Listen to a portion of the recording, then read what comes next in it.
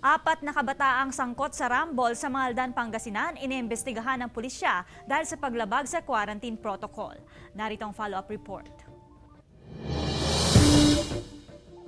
Ang kumakalat na video na ito sa social media, iniimbestigahan na ng pulisya sa Mangaldan, Pangasinan. Hindi dahil sa issue ng sabunutan at sakitan ng mga dalagita dahil kasalukuyan na itong inaayos sa barangay, kundi ang paglabag nila sa quarantine protocols. Makikita sa video na walang suot na face mask at face shield ang mga kabataan, kabilang ang ilang menor de edad. Habang nasa ilalim ng MGCQ ang Pangasinan, mahigpit na ipinagbabawal ng otoridad ang paglabas ng bahay ng mga 15 anyos pababa. Doon sa ITF guidelines, kaya nga pinagano natin sila doon sa community service o pagsabihan yung mga minor kasi custody lang yung mga magulang.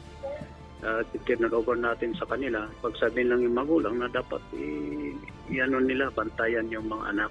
Lumabas din sa record ng pulisya na nahuli na ang apat na dalagitang sangkot sa video noong nakaraang taon dahil sa paglabag sa curfew hour. So, nagkulong sila doon, tapos nirelease, pinapunta dito sa barangay, pinaglinis namin sila. Community service. Opo. Matapos may palabas sa Balitang Amyanan ang istorya sa likod ng video, ipinatawag sa barangay ang mga menor de edad na sangkot at maging ang kanilang mga magulang o guardian. Nagkaayos na ang mga dalagita. Nakahanda namang makipagtulungan ng mga opisyal ng barangay sa pulisya para mapanagot ang mga dalagitang lumabag sa quarantine protocol. Kasama si Wilson C., Jasmine Gabriel Galban. Balitang Amyanan.